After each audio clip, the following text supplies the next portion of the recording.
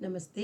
ವಾಸವಿ ಸಾಹಿತ್ಯ ಕಲಾವೇದಿಕೆ ಅರ್ಪಿಸುವ ಕಥಾವಾಚನ ಮಂದ್ರ ಕೇಳ್ತಾ ಇದ್ವಿ. ಮನೋಹರಿ ತನ್ನ ಬದುಕಿನ ಬಗ್ಗೆ ಆಲೋಚನೆ ಮಾಡ್ತಾ ಇದ್ದಿದ್ದು, ಗುರುಜಿಯನ್ನು ಮದುವೆ ಆಗಿದ್ದು, ಆಮೇಲೆ ಇವರು ಪರಿಚಯ ಅಲ್ಲಿ ಕಾರ್ತಿಕ್ ರಾಮನ ಅವನು ಹೋಗಿದ್ದು, ಅವನನ್ನು ಮನೆಯಿಂದ ವಾಪಸ್ ಬರಲಿಕ್ಕೆ ಬಿಡದೇ ಇದ್ದಿದ್ದು, ತಿರುಗಿ ಬಂದದ್ದನ್ನು ಕೇಳಿದ್ವಿ. ಮುಂದಿನ ಭಾಗ.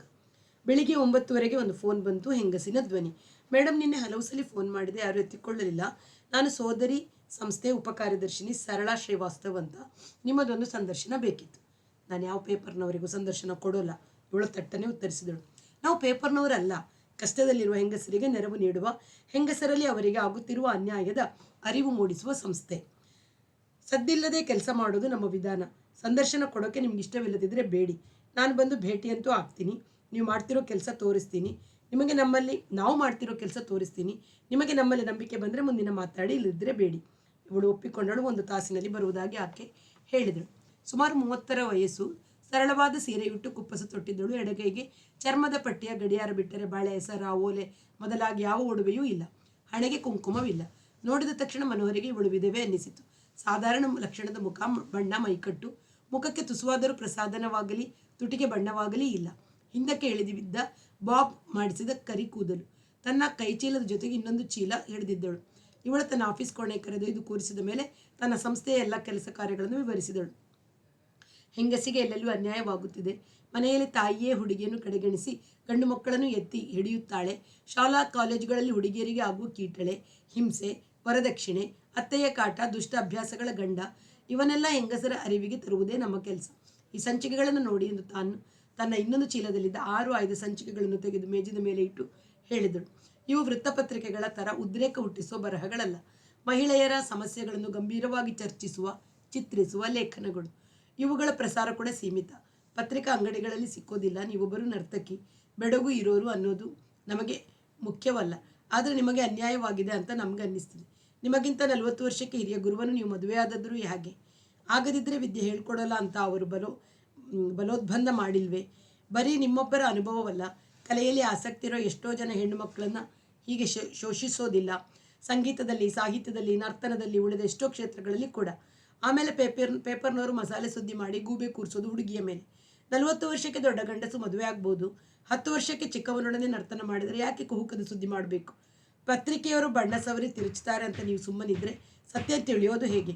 ನಮ್ಮ ಈ ಸಂಚಿಕೆ ನೋಡಿ, ಓದಿ ನೋಡಿ, ಅಥವಾ ಕಣ್ಣಾಡಿಸಿ. ನಿಮ್ಗೆ ಒಪ್ಪಿಗೆ ಆದರೆ ನನಗೆ ನಿಜ ವಿಷಯ ಹೇಳಿ. ನಾನು ಬರೆದ ನಂತರ ನಿಮಗೆ ತೋರಿಸೋದೇ ಅಚ್ಚು ಮಾಡೋಲ್ಲ.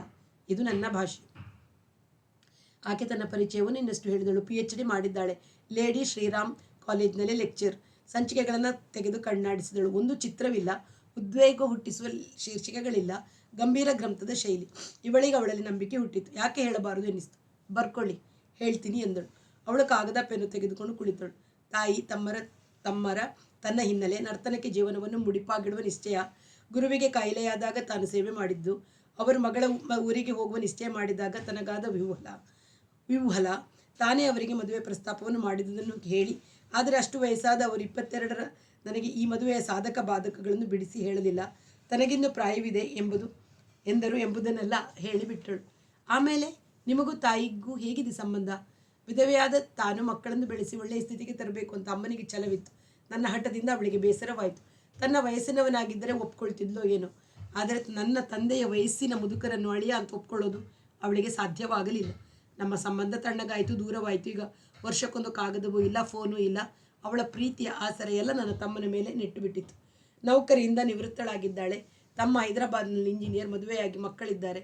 ಅಮ್ಮ ಅವನ ಜೊತೆ ಇದ್ದಾಳೆ. ಇಷ್ಟು ದೊಡ್ಡ ಕಟ್ಟಡವನ್ನು ಹೇಗೆ ಕಟ್ಟಿಸಿದಿರಿ? ಇದೇ ನಿವೇಶನ ಕಟ್ಟಡವನ್ನು ಒತ್ತೆ ಇಟ್ಟು ಸಾಲ ಮಾಡಿದೆ. ದೇಶದ ಎಲ್ಲ ಕಡೆ ಪ್ರೋಗ್ರಾಮ್ ಮಾಡಿ ತೀರಿಸಿದೆ. ಇನ್ನು ಬಾಕಿ ಇದೆ. ತಾಯಿಯಾಗಬೇಕು ಅಂತ ನಿಮ್ಗೆ ಯಾವತ್ತೂ ಇಚ್ಛೆ ಆಗಲಿಲ್ವೇ?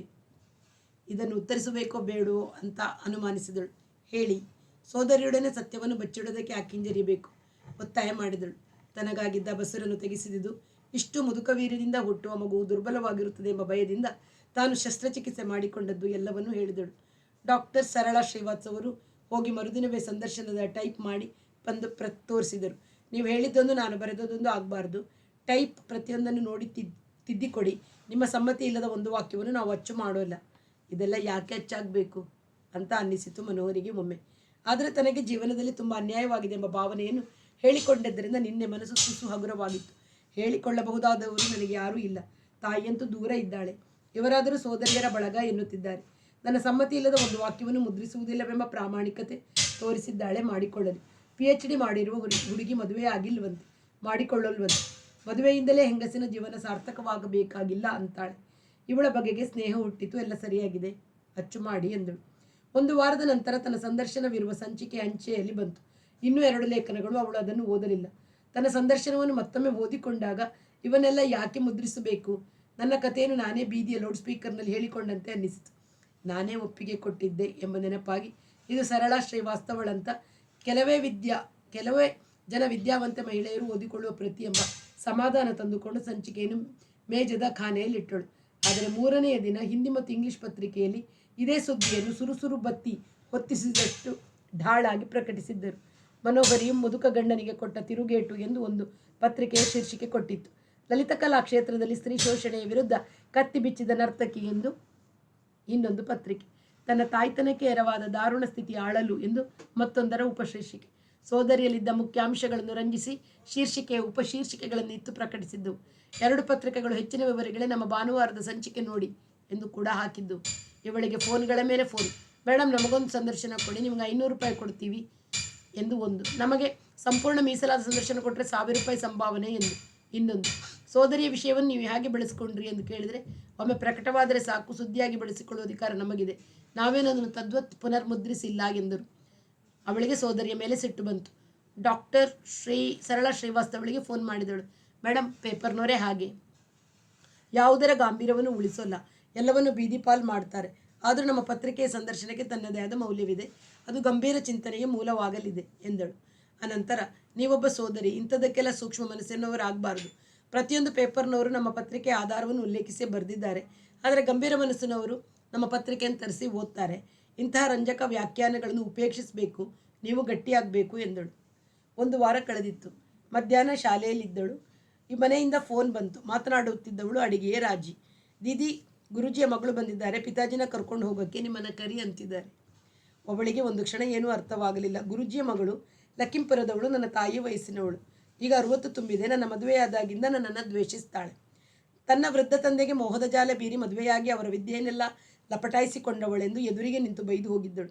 20 ವರ್ಷದಲ್ಲಿ ತಂದೆಯನ್ನು ನೋಡಲು 5-6 ಸಲ ಬಂದಿದ್ದಾಳೆ. ಪ್ರತಿ ಸಲ ಬಂದಾಗಲೂ ನಿನ್ನ ಅಪ್ಪನನ್ನು ಸರಿಯಾಗಿ ನೋಡ್ಕೋತಾ ಇಲ್ಲ, ನಿನ್ನ ಮೆರೆತವೇ ನಿನಗೆ ಮುಖ್ಯ ಎಂದು ಚುಚ್ಚಿ ಮಾತಾಡಿದ್ದಾಳೆ. ನನ್ನನ್ನು ಹತೋಟಿಯಲ್ಲಿಡಲು ಮಗಳ ಈ ಬೆಂಬಲವಿರುವುದು ಒಳ್ಳೆಯದೆಂಬಂತೆ ಈ ಮುದುಕನು ಮೌನವಾಗಿರ್ತಾನೆ ಎಂಬ ನೆನಪು ಬಂತು. ಅವಳು ಪತ್ರಿಕೆಯಲ್ಲಿ ಓದಿರಬಹುದು ಎಂದು ಅರ್ಥವಾಯಿತು. ಫೋನನ್ನು ಗುರೂಜಿಗೆ ಕೊಡು ಎಂದಳು. ರಾಜಿ, ನೀವೇ ಮಾತಾಡಬೇಕಂತೆ ಎಂದದ್ದು ಕೇಳಿತು. ಅನಂತರ ಅವರು ನಿಮ್ಮನ್ನೇ ಮನೆಗೆ ಕರಿ ಅಂತಿದ್ದಾರೆ ಎಂದಳು. ಮಗಳು ಅಪ್ಪ ಸೇರಿ ನನ್ನನ್ನು ವಿಚಾರಣೆಗೆ ಗುರಿಪಡಿಸೋಕೆ ಕರೀತಿದ್ದಾರೆ. ಅದು ನಡೆದು ಹೋಗಲಿಂದ ತೀರ್ಮಾನ ಹುಟ್ಟಿ ಈಗ ಬರ್ತೀನಿ ಅಂತ ಹೇಳು ಎಂದು ಫೋನನ್ನು ಕೆಳಗಿಟ್ಟಳು. ಕಾರು ನಿಲ್ಲಿಸಿ ಮನೆಯನ್ನು ಹೋಕ್ಕ ತಕ್ಷಣ ಮಗಳು, ಏನೇ ನಮ್ಮಪ್ಪನ ಸೂಳೆ ಮಾಡೋ ಕೆಲಸ ಮಾಡಿದೀಯಾ? ಯಾವಳಾದರೂ ಪತಿವ್ರತೆ ಹೆಣ್ಣು ತನ್ನ ಗಂಡನ ವಿಷಯ ರಾಡಿ ಮಾಡಿ ಪೇಪರ್ನಲ್ಲಿ ಹಾಕಿಸ್ತಾಳಾ ಎಂದಳು. ನಿಜವಾಗಿ ಕೈ ಹಿಡಿದ ಗಂಡ ಯಾವನಾದರೂ ಹೆಂಡತಿಯನ್ನು ಹಾದರದೋಳು ಅಂತಾನ? ಇವಳು ತಕ್ಷಣ ಕೇಳಿದಳು. ನೀನು ಮಾಡ್ತಿರೋದು ಹಾದರವಲ್ಲದೆ ಗರ್ತಿ ಕೆಲಸನ ಹೇಳು. ಅವಳ ಹಾದರ ಶಬ್ದವನ್ನು ಅಭಿನಯ ಮಾಡುತ್ತಾ ಹೇಳಿದಳು. ಇವಳಿಗೆ ಅಸಹ್ಯವಾಯಿತು. ಇವಳ ಮಟ್ಟದಲ್ಲಿ ಮಾತನಾಡುವುದು ತನ್ನ ಗೌರವಕ್ಕೆ ಕಡಿಮೆ ಎನಿಸಿತು. ನೀನು ಈಗ ಬಂದದ್ದು ಯಾಕೆ ಹೇಳು? ನಮ್ಮ ಅಪ್ಪನನ್ನು ನನ್ನ ಮನೆ ಕರ್ಕೊಂಡು ಹೋಗ್ತೀನಿ. ಹೆತ್ತ ಅಪ್ಪನಿಗೆ ಒಂದು ತುತ್ತು ಅನ್ನ ನನ್ನ ಮನೆಯಲ್ಲಿದೆ. ಇವಳು ಗುರುಜಿಯ ಕಡೆಗೆ ತಿರುಗಿ, ನೀವೇನು ಹೇಳ್ತೀರಿ ಎಂದಳು. ನಿನ್ನ ಕೈಯ ಅನ್ನ ತಿಂದರೆ ನನಗೆ ರೌರವ ನರಕ ಪ್ರಾಪ್ತವಾಗಲಿ, ನಾನು ಹೋಗ್ತೀನಿ. ನಾನು ಕಲಿಸಿದ ವಿದ್ಯೆ ನಾಶವಾಗಲಿ ಅಂತ ಶಾಪ ಕೊಟ್ಟು ಹೋಗ್ತೀನಿ ಅಂತ ಕಿರುಚಿಕೊಂಡರು. ನನ್ನ ಮನೆಯಲ್ಲಿ ಅರ್ಚೋದು ಕಿರ್ಚೋದು ನಡೆಯೋಲ್ಲ. ಹೋಗೋರು ಬಾಯಿ ಮುಚ್ಕೊಂಡು ಹೋಗಬೇಕು. ರಾಜಿ, ಇವ್ರ ಬಟ್ಟೆ ಬರೆ ಎಲ್ಲ ತಂದು ಗಂಟಿ ಕಟ್ಟಿಕೊಡು ಎಂದಳು. ಅಡಿಗೆಯಾಳು ಸುಮ್ಮನೆ ನಿಂತಿದ್ದಳು. ಇವಳೆ ಕೋಣೆಗೆ ಹೋಗಿ ಕೈಗೆ ಸಿಕ್ಕಿದ ಪಂಚೆ ಜುಬ್ಬಗಳನ್ನು ತಂದು ಸುತ್ತಿ ಮಗಳ ಮುಂದೆ ಹಾಕಿ, ಹೊರಡೋರು, ಬೇಗ ಹೊರಡಿ, ನನಗೆ ಬೇರೆ ಕೆಲಸ ಇದೆ. ಮಗಳು ಅವಕ್ಕಾದಳು. ಗುರೂಜಿ ಅವಕ್ಕಾದರು. ಮಗಳು, ನಮ್ಮಪ್ಪನಿಗೆ 2 ಜೊತೆ ಬಟ್ಟೆ ಹೊಲಿಸ್ಕೊಳ್ಳೋ ಶಕ್ತಿ ನನಗಿದೆ. ಈ ಹಳೆ ಬಟ್ಟೆ ನನ್ನ ಮನೆ ನೆಲ ಒರೆಸೋಕ್ಕೂ ಲಾಯಕ್ಕಿಲ್ಲ ಎಂದಳು. ಹಾಗಿದ್ರೆ ಹೆಚ್ಚು ಮಾತಿಲ್ಲದೆ ಕರ್ಕೊಂಡು ಹೊರಡು, ಇನ್ನು ಒಂದೇ ಒಂದು ಮಾತು ಆಡಿಕೊಡೋದು ಎಂದು ದುರುಗುಟ್ಟಿಕೊಂಡು ನೋಡುತ್ತಾ ಇವಳು ನಿಂತಳು. ನೆಲದ ಮೇಲೆ ಇಟ್ಟಿದ್ದ ಒಂದು ಕಿರುಪಟ್ಟಿಯನ್ನು ಎತ್ತುಕೊಂಡು ತನ್ನ ಅಪ್ಪನ ಕೈ ಹಿಡಿದು ಮಗಳು ಹೊರಟಳು. ಹೊಸಿಲು ದಾಟುವ ಮೊದಲು, ಗುರೂಜಿ, ನನ್ನನ್ನು ಹೀಗೆ ಬೀದಿ ಪಾಲು ಮಾಡಿ ಕಳಿಸ್ತಿದ್ಯಾ? ನಾನು ಕಲಿಸಿದ ವಿದ್ಯೆ ನಾಶವಾಗಲಿ, ನಾಶವಾಗಲಿ, ನಾಶವಾಗಲಿ. ತಿಹಾಯಿ ಶಾಪ ನಿಜವಾಗುತ್ತೆ. ನೀನು ಬಂದು ಕಾಲಿಗೆ ಬಿದ್ದರೂ ನಾನು ಹಿಂದಿರುಗಿ ಬರೋಲ್ಲ ಎಂದು ಹೇಳಿ ಮಗಳನ್ನು ಅನುಸರಿಸಿ ಮೆಟ್ಟಿಲಿಡಿಯತೊಡಗಿದರು. ಇವಳು ನೋಡುತ್ತಾ ನಿಂತಳು. ಅವರು ಮೆಟ್ಟಿಲಿಡಿದು ಕಣ್ಮನೆಯಾದರೂ ಹಾಗೆ ನೋಡುತ್ತಾ ನಿಂತಿದ್ದಳು. ಅವಳಿಗೆ ಭಾರವಿಳಿದಂತಾಯಿತು. 20 ದಿನದಿಂದ ಅವಳು ಅವರ ಜೊತೆಗೆ ಮಲಗುತ್ತಿರಲಿಲ್ಲ, ಮೇಲೆ ಮಲಗುತ್ತಿದ್ದಳು. ಯಾಕೆ ಹೀಗೆ ಮಾಡ್ತಿದ್ದಿ ಎಂದು ಅವರು ಕೇಳಿರಲಿಲ್ಲ. ಇವಳು ಕಾರಣ ಹೇಳಿರಲಿಲ್ಲ. ಪರಸ್ಪರ ಮಾತನಾಡೋ ಸೌಹಾರ್ದತೆಯೇ ಇಲ್ಲವಾಗಿತ್ತು. ಹೊರಟು ಹೋದದ್ದು ಒಳ್ಳೆಯದೇ ಆಯಿತು ಎಂದುಕೊಂಡಳು. ನಾನು ಕಲಿಸಿದ ವಿದ್ಯೆ ನಾಶವಾಗಲಿ ಎಂಬ ಅವರ ತಿಹಾಯಿ ಶಾಪ ನಿಜವಾಗುತ್ತಿದ್ದೆಂಬ ಅಂಜಿಕೆಯೂ ಅವಳಿಗೆ ಉಂಟಾಗಲಿಲ್ಲ. ಇವರು ಪರಶುರಾಮನೂ ಅಲ್ಲ, ನಾನು ಕರ್ಣನೂ ಅಲ್ಲ ಎಂದುಕೊಂಡಳು. ಅವರ ಬಟ್ಟೆ ಬರೆಗಳನ್ನೆಲ್ಲ ಸುತ್ತಿ ಒಂದು ಗೂಡಿಗೆ ತುರುಕಿ ಬಾಗಿಲು ಮುಚ್ಚಿದಳು. ಕೆಳಗಿನ ಕೋಣೆಯ ಹಾಸಿಗೆಯ ಚದ್ದರುಗಳನ್ನು ಬದಲಿಸಿ ಸ್ವಚ್ಛ ಮಾಡಿದಳು. ನನ್ನ ಮನೆಯಲ್ಲಿ ನಾನು ಹಾಯಾಗಿ ಬೇಕಾದ ಕಡೆ ಮಲಗಬಹುದು ಎಂದುಕೊಂಡಳು. ಮರುರಾತ್ರಿ ಮನೆಗೆ ಹಿಂದಿರುಗಿದಾಗ ಒಂಟಿ ಎನ್ನಿಸಿತು. ಮೋಹನ ಹೊರಟು ಹೋದ. ಪುಕ್ಕಲ ಕಾರ್ತಿಕ ಇಲ್ಲವಾದ. ಮುದುಕನಂತೂ ಹೋಗುವ ಕೃಪೆ ಮಾಡಿದ. ನಾನೊಬ್ಬಳಿ ಶಾಲೆಯಲ್ಲೂ ಮನೆಯಲ್ಲೂ ಎಂಬ ಅರಿವಾದಾಗ ಭಣ ಭಣ ಕಾಣಿಸಿತು. ಊಟ ಮಾಡಿ ಮಲಗಿದಾಗ ಮಿತ್ತಲ ಸಾಹೇಬರ ನೆನಪು ಬಂತು. ಅವರು ಬರೋದೇ ವಿರಳವಾಗ್ತಿದೆ. ಈ ಸಲ ಬಂದು 1.5 ತಿಂಗಳಾಯಿತು. ಲೆಕ್ಕ ಹಾಕಿ ನೋಡಿದಳು. ಈ ಮನೆಯ ನಿಜವಾದ ಯಜಮಾನರು ಅವರು ಎಂಬ ಜ್ಞಾಪಕ ಬಂದು ನಾಳೆ ಫೋನ್ ಮಾಡಬೇಕು. ಇನ್ನು ಮೇಲೆ ಮನೆಗೆ ಬನ್ನಿ, ಯಾರು ಕಾಣ್ತಾರೋ, ಯಾರು ನಿಗಾ ಇಡ್ತಾರೆಂಬ ಆತಂಕ ಬೇಡ. ಈ ಮನೆ ನಿಮ್ಮದು. ನಾನು ಬಿಸಿಯಾಗಿ ಅಡುಗೆ ಮಾಡಿ ಬಡಿಸ್ತೀನಿ ಅನ್ಬೇಕು ಅಂದ್ಕೊಂಡಳು. ಇದು ಅಷ್ಟೇ ಅದು ಅಷ್ಟೇ, ನಿನ್ನ ಹೆಸರಲ್ಲೇ ಇರಬೇಕು ಅಂತ ಒತ್ತಿ ಹೇಳಿ ರಿಜಿಸ್ಟರ್ ಮಾಡಿಸ್ಕೊಟ್ರು. ಇಲ್ಲದಿದ್ದರೆ ಮುದುಕ ತನ್ನ ಮಗಳಿಗೆ ಮಾಡಿಬಿಡ್ತಿತ್ತು ಎಂಬ ಅರಿವಾಯಿತು. ಅವರೇ ನನ್ನ ರಕ್ಷಕ, ನನ್ನ ಕೃಷ್ಣ ಎಂದುಕೊಂಡಳು. ಗಡಿಯಾರ ನೋಡಿದಳು. ರಾತ್ರಿ 10:30. ನಾಳೆ ಬೆಳಿಗ್ಗೆ ಅವರಿಗೆ ಫೋನ್ ಮಾಡಬೇಕು. ಮುದುಕ ಬಿಟ್ಟು ಹೋದದ್ದನ್ನು ಅವರಿಗೆ ಹೇಳಿ ಮನೆಗೆ ಬನ್ನಿ ಅಂತ ಕರಿಬೇಕು. ಒಂದು ರಾತ್ರಿ ಆದರೂ ಪೂರ್ತಿ ಅವರಿಗೆ ಹಾಸಿಗೆಯಲ್ಲಿ ಜೊತೆಯಲ್ಲಿರಬೇಕೆಂಬ ಆಪ್ತ ಬಯಕೆ ಮೂಡಿತು. ಫೋನಿನಲ್ಲಿ ಸಿಕ್ಕ ಸಾಹೇಬರು ನಾನು ಭೇಟಿಯಾಗಿ ನಿನ್ನ ಕೈಯಲ್ಲಿ ಮಾತಾಡಬೇಕು ಅಂತಿದ್ದೆ ಎಂದರು. ಬರೀ ಮಾತಾ ಎನ್ನುವ ಕೀಟಳೆ ನಾಲಿಗೆಗೆ ಬಂದರೂ ಫೋನಿನಲ್ಲಿ ಆಡಬಾರದು. ಅಲ್ಲಿ ಬೇರೊಂದು ರಿಸೀವರ್ ಇದ್ದು ಬೇರೆಯವರು ಎತ್ತಿಕೊಂಡಿರಲೂಬಹುದು ಎಂಬ ಎಚ್ಚರ ಮೂಡಿತು. ಮುದುಕ ಹೊರಟು ಹೋದ ಸಂಗತಿಯನ್ನು ತಿಳಿಸಿ ಮನೆಗೆ ಬನ್ನಿ, ನೀವು ಫೋನ್ ಮಾಡಿದರೆ ನಾನು ಅಲ್ಲಿಗೆ ಹೋಗಿರ್ತೀನಿ. ಗುರುತು ಸಿಕ್ಕುತ್ತಾ? ನೀವು ಅಲ್ಲಿಗೆ ಬಂದು ಎಷ್ಟು ವರ್ಷವಾಯಿತು ಎಂದಳು. ನಂಬರು, ರಸ್ತೆ ಸಂಖ್ಯೆ ಹೇಳು. ಅವರು ಬರೆದುಕೊಂಡರು. ಅವರು ಮನೆಗೆ ಬಂದರು. ತಲೆಯ ಕೂದಲು ವಿರಳವಾಗಿಲ್ಲ, ಆದರೆ ಹಿಮದಷ್ಟು ಬೆಳ್ಳಗಾಗಿದೆ. ಯಾಕೋ ವೈರಾಗ್ಯ ಮೂರ್ತಿಯಂತೆ ಕಾಣಿಸ್ತಿದ್ದಾರೆ ಅನ್ನಿಸ್ತು. ಬಾಗಿಲು ಮುಚ್ಚಿ ತಬ್ಬಿಕೊಂಡಳು. ಕೋಟಿನ ಗುಂಡಿಗಳನ್ನು ಬಿಚ್ಚಿ ತೆಗೆದಳು. ಅವರು ತನ್ನನ್ನು ಅಪ್ಪಿ ಮುತ್ತಿಡಲಿಲ್ಲ. ಮರೆತು ಬಿಟ್ಟರು. ತಾನೇ ಅವರ ಕುತ್ತಿಗೆಯನ್ನು ಬಳಸಿ ತುಟಿಗೆ ತನ್ನ ತುಟಿ ಸೇರಿಸಿದಳು. ಅವರು ಬೇಡ ಅನ್ನಲಿಲ್ಲ, ಅತ್ತ ನೂಕಲೂ ಇಲ್ಲ, ಆದರೆ ತಾವು ಕೊಡಲಿಲ್ಲ. ಬಾ ಕೂರುವ ಎಂದು ಕೈ ಹಿಡಿದು ಸೋಫಾದ ಮೇಲೆ ಕೂರಿಸಿಕೊಂಡರು. ಮಲಗುವ ಮನೆಗೆ ನಡೆಸಿಕೊಂಡು ಹೋಗಲಿಲ್ಲ. ಇದು ಮನೆಯೇ ಆಗಿ ಕಾಲವು ವಿಫಲವಾಗಿರುವುದರಿಂದ ಆತುರ ಮಾಡ್ತಾ ಇಲ್ಲ ಎಂದು ಅರ್ಥ ಮಾಡಿಕೊಂಡಳು. ಮನೋಹರಿ, ಈ ಪೇಪರ್ನವರಿಗೆ ನೀನು ಹೇಗೆ ಸಾಮಗ್ರಿಯಾಗಿ ಸಿಕ್ಕಿಬಿದ್ದೆ ಹೇಳು ಎಂದು ಕೈ ಹಿಸುಕಿದರು. ತನ್ನವರೆಂದು ಎಲ್ಲವನ್ನೂ ಹೇಳಿಕೊಳ್ಳುವಂಥ ಒಬ್ಬರು ಸಿಕ್ಕಿದರೆಂದು ಅವರಿಗೆ ಹಿತವಾಯಿತು. ಗುಹಾ ಎಂಬ ತರುಣ ಬಂದು ಸಂದರ್ಶನ ಕೇಳಿದನಿಂದ ಪ್ರಾರಂಭಿಸಿದಳು. ಆದರೆ ಹೇಳುವಾಗ ತೊಡಕಾಯಿತು. ತನ್ನ ಮತ್ತು ಮೋಹನನ ಸಂಬಂಧವನ್ನು ಇವರಿಗೆ ಅನುಮಾನ ಬರದಂತೆ ವಿವರಿಸುವುದು ಮುಜುಗರವಾಯಿತು. ಹಾಗೆಯೇ ಕಾರ್ತಿಕನ ವಿಷಯವನ್ನು ತೇಲಿಸಬೇಕಾಯಿತು. ಈತನದು ಮಹಾ ಚಾಣಾಕ್ಷ ಬುದ್ಧಿ. ಯಾವುದನ್ನು ಬಾಯಿಬಿಟ್ಟು ಹೇಳೋಲ್ಲ. ಒಂದು ಎಳೆ ಸಿಕ್ಕಿದರೆ ಇಡೀ ವಸ್ತ್ರದ ರಚನೆ, ವಿನ್ಯಾಸ ಮತ್ತು ಬೆಲೆಗಳನ್ನು ಅರ್ಥ ಮಾಡಿಕೊತಾರೆ ಎಂಬ ಅರಿವಾದಾಗ ಅವರಿಗೆ ಅನುಮಾನ ಉಂಟಾಗದಂತೆ ತೇಲಿಸಿ ವಿವರಗಳನ್ನು ಹೊಂದಿಸುವುದು ಕಷ್ಟವಾಯಿತು. ಆದರೂ ಹೇಳತೊಡಗಿದಳು. ಅವರು ಮೌನವಾಗಿ ಸಹಾನುಭೂತಿಯಿಂದಲೇ ಎಂಬಂತೆ ಕೇಳುತ್ತಿದ್ದರು. ಕೊನೆಗೆ ಮಾತಾಡಿದರು. ನೀನು ಮನಸ್ಸಿಗೆ ನೋವು ಮಾಡಿಕೊಳ್ಳಲ್ಲ ಅಂದರೆ ನಾನು ಮಾತಾಡ್ತೀನಿ. ಹೇಳಿ, ನಿಮ್ಮ ಮಾತೇ ನನಗೆ ಶಕ್ತಿ ಕೊಡಬೇಕು. ಅವಳು ಅವರ ಕೈ ಹಿಡಿದು ಹಿಸುಕಿದಳು. ನನಗೂ ನಿನಗೂ 28 ವರ್ಷದ ಅಂತರವಿದೆ. ವಯಸ್ಸಿಗೆ ತನ್ನದೇ ಆದ ಧರ್ಮವಿದೆ. ಅದನ್ನು ನಾವಿಬ್ಬರೂ ಒಪ್ಪಿಕೋಬೇಕು ಎಂದಳು. ನಿಮ್ಮ ಪ್ರೀತಿ ಶರೀರ ಧರ್ಮವೊಂದನ್ನೇ ಅವಲಂಬಿಸಿಲ್ಲ. ಇನ್ನೂ 20 ವರ್ಷ ಕಳೆದರೂ ನಾನು ನಿಮ್ಮೋಳು, ನೀವು ನನ್ನ ಕೃಷ್ಣ ಎಂದು ಅವಳು ಅವರನ್ನು ಅಪ್ಪಿ ಮುದ್ದಿಟ್ಟಳು. ಅವಳ ತಲೆ ಸವರುತ್ತಾ ಅವರು ಹೇಳಿದರು.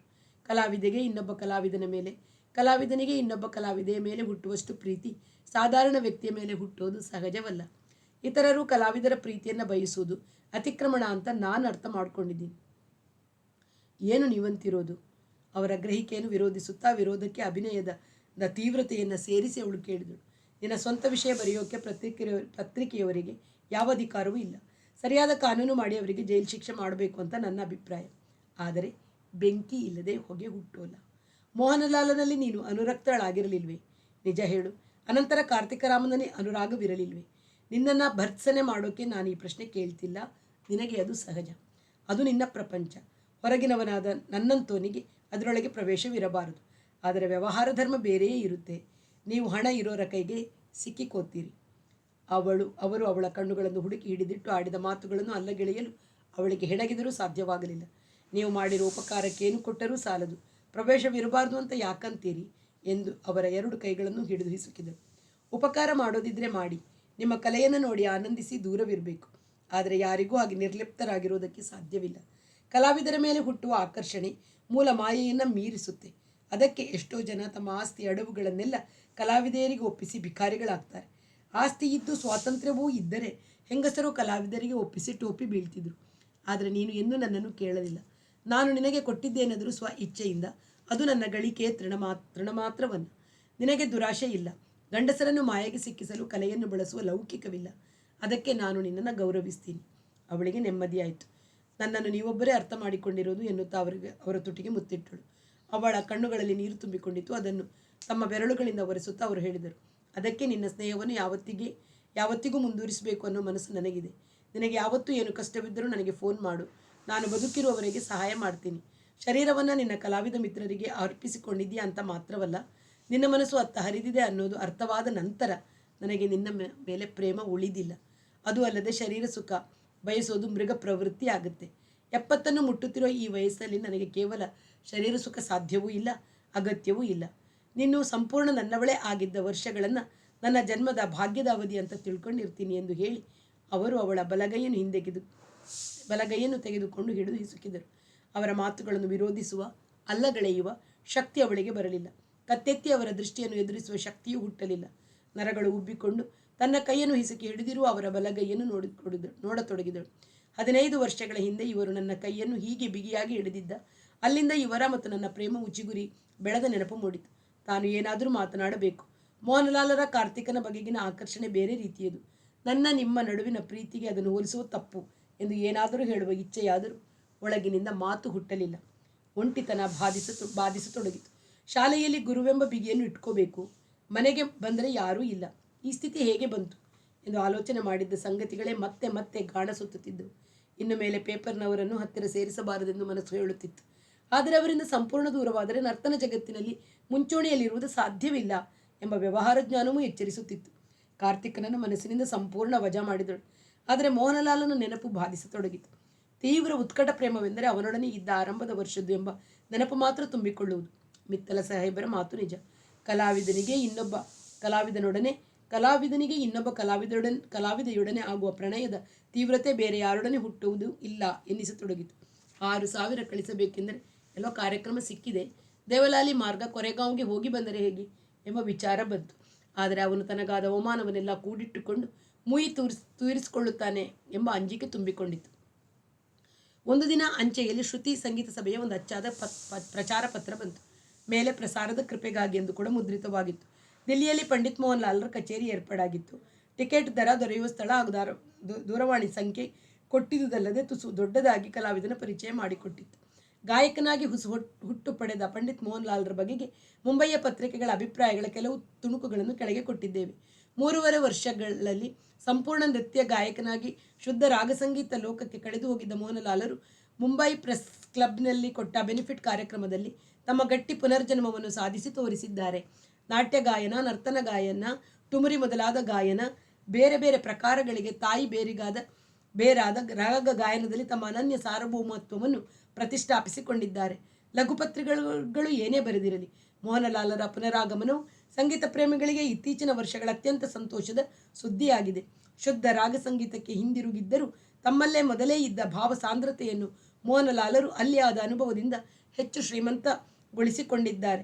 ಕಲಾವಿದನ ಮಟ್ಟಿಗೆ ಹೇಳುವುದಾದರೆ ಅನುಭವಗಳನ್ನು ಒಳ್ಳೆಯ ಕೆಟ್ಟ ಎಂದು ವಿಂಗಡಿಸುವ ಬದಲು ಅದು ಅವನ ಕಲೆಯ ಭಾವಜ್ಞಾನ, ಭಾವಸ್ಫುಟತೆ, ಸೂಕ್ಷ್ಮಗಳನ್ನು ಹೆಚ್ಚಿಸಲು ಸಹಾಯಕವಾದವೇ ಇಲ್ಲವೇ ಎಂಬ ದೃಷ್ಟಿಯಿಂದ ನೋಡಬೇಕು.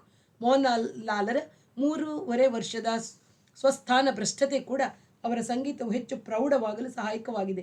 ಈ ದೃಷ್ಟಿಯಿಂದ ಸಂಗೀತ ಪ್ರಪಂಚವು ನರ್ತನ ಲೋಕಕ್ಕೆ ಕೃತಜ್ಞವಾಗಿರಬೇಕು. ಹೀಗೆ 1.5 ಪುಟಗಳ ಉದ್ಧರಣಗಳಿದ್ದವು. ಈ ಪ್ರಚಾರ ಪತ್ರಿಕೆಯನ್ನು ಶ್ರುತಿ ಸಭೆಯವರು ತನಗೆ ಕೀಟಳೆಗೆಂದು ಕಳಿಸಿದ್ದಾರೆ ಎಂದು ಅವಳಿಗೆ ಅನ್ನಿಸಲಿಲ್ಲ. ತಮ್ಮ ಕಾರ್ಯಕ್ರಮವನ್ನು ಇತರ ಸಂಘ ಸಂಸ್ಥೆಗಳಿಗೆ ಪ್ರಸಾರಕ್ಕೆಂದು ತಿಳಿಸುವುದು ಎಲ್ಲೆಲ್ಲೇ ಇರುವ ಪದ್ಧತಿ ಎಂದುಕೊಂಡಳು. ಹೌದು, ಅವನು ಹುಟ್ಟು ಪಡೆದಿದ್ದಾನೆ. ಪ್ರೆಸ್ ಕ್ಲಬ್ನವರು ಸಹಾಯಾರ್ಥ ಕಚೇರಿ ಏರ್ಪಡಿಸಿದ್ದರಿಂದಲೇ ದೊಡ್ಡದಾಗಿಯೇ ಪ್ರತಿಷ್ಠಾಪನೆಗೊಂಡಿದ್ದಾನೆ ಎಂದುಕೊಂಡಳು. ಮರುದಿನದ ವೃತ್ತಪತ್ರಿಕೆಗಳಲ್ಲೂ ಶ್ರುತಿಯ ಕಚೇರಿಯು ಸುದ್ದಿಯಾಗಿ ಬಂತು. ಅಂದರೆ ದಿಲ್ಲಿಯ ಪತ್ರಿಕೆಗಳು ಅವನ ಬಗೆಗೆ ಸದಾಸ್ಥೆ ವಹಿಸಿವೆ. ಒಂದು ಕಡೆ ಅನುಕೂಲಕರ ಗಾಳಿ ಶುರುವಾದರೆ ಪತ್ರಿಕೆಗಳು ಅದೇ ದಿಕ್ಕು ಹಿಡಿತವೆ ಎಂದುಕೊಂಡಳು. ತಾನು ಈ ಕಚೇರಿ ಕೇಳಬೇಕೆಂದು ಇದ್ದಕ್ಕಿದ್ದಂತೆ ಆಶೆಯಾಯಿತು. ಟಿಕೆಟ್ ಸಿಕ್ಕುವ ಸ್ಥಳಗಳನ್ನು ಗಮನಿಸಿದಳು. ಶ್ರುತಿಯ ಕಾರ್ಯಾಲಯ ಬೇಡ ಎಂದು ತೀರ್ಮಾನಿಸಿದಳು. ತಾನೇ ಕರೋಲ್ ಬಾಗಿಗೆ ಕಾರ್ ನಡೆಸಿಕೊಂಡು ಹೋಗಿ ಕೈಲಾಶ್ ಹೋಟೆಲ್ ಕೌಂಟರ್ನಿಂದ ಒಂದು ಟಿಕೆಟ್ ಕೊಂಡಳು. ಕೌಂಟರ್ನ ನಗದಿ ಇದು 1 kg ಬರ್ಫಿಯ ವ್ಯಾಪಾರವೆಂಬಂತೆ ಟಿಕೆಟ್ ಕೊಟ್ಟ ಹಣ ಪಡೆದ. ತನ್ನ ಗುರುತು ಹಿಡಿಯುವ ತಿಳುವಳಿಕೆ ಇಲ್ಲವೆಂದು ಅವಳಿಗೆ ಹಗುರವಾಯಿತು. ಸಭಾಗೃಹದ ನಡು ಭಾಗದಲ್ಲಿ ಜಾಗ ಸಿಕ್ಕಿತು, ಒಳ್ಳೆಯದೇ ಆಯಿತು ಎಂದುಕೊಂಡಳು. ಆದರೆ ಸಭಿಕರಲ್ಲಿ ತನ್ನ ಗುರು ತಿಳಿಯೋರು ಇದ್ದೇ ಇರ್ತಾರೆ. ಸಂಗೀತ ಪ್ರೇಮಿಗಳಲ್ಲಿ ಬಹುಭಾಗ ನೃತ್ಯ ಪ್ರೇಮಿಗಳು ಆಗಿರುತ್ತಾರೆ. ಪತ್ರಕರ್ತರಂತೂ ಬಂದೇ ಬರುತ್ತಾರೆ ಎಂಬ ಆತಂಕ ಕಾಡಿತು. ಹೋಗುವುದೋ ಬೇಡವೋ ಎಂದು ಒಂದು ನಿರ್ಧಾರ ತೊಳೆದ ಮೇಲೆ ಪತ್ರಿಕೆಯ ಬದ್ಮಾಶಿಗಳಿಗೆ ಎಪ್ಪೆ ಹಾಕದಿದ್ದರೆ ನಾನೆಂಥ ನರ್ತಕಿ ಎಂದು ನಿರ್ಧಾರ ಮಾಡಿದಳು. ಸಿದ್ಧ ಉಡುಪುಗಳ ಅಂಗಡಿಗೆ ಹೋಗಿ ತನ್ನ ಅಳತೆಯ ಒಂದು ಬುರ್ಖಾವನ್ನು ಕೊಂಡಳು. ಸಂಗೀತಕ್ಕೆ ಹೋಗುವ ಮುನ್ನ ಮುಖಕ್ಕೆ ಬಣ್ಣ ಬಳಿದು ಎಡಕನ್ನೆಯ ಮೇಲೆ ಬಲಕಣ್ಣಿನ ಕೆಳಗೆ ಮೂಳೆಯ ಮೇಲೆ ದಪ್ಪ ಕರಿಮಚ್ಚೆ ಸೃಷ್ಟಿಸಿಕೊಂಡಳು. ಕಣ್ಣುಗಳನ್ನು ತುಂಬಿ ಹೊರ ಚೆಲ್ಲುವಷ್ಟು ಕಾಜಲ್ ಹಾಕಿ ಕನ್ನಡಿಯಲ್ಲಿ ನೋಡಿಕೊಂಡಳು. ತನಗೆ ಗುರುತು ಸಿಗಲಿಲ್ಲ.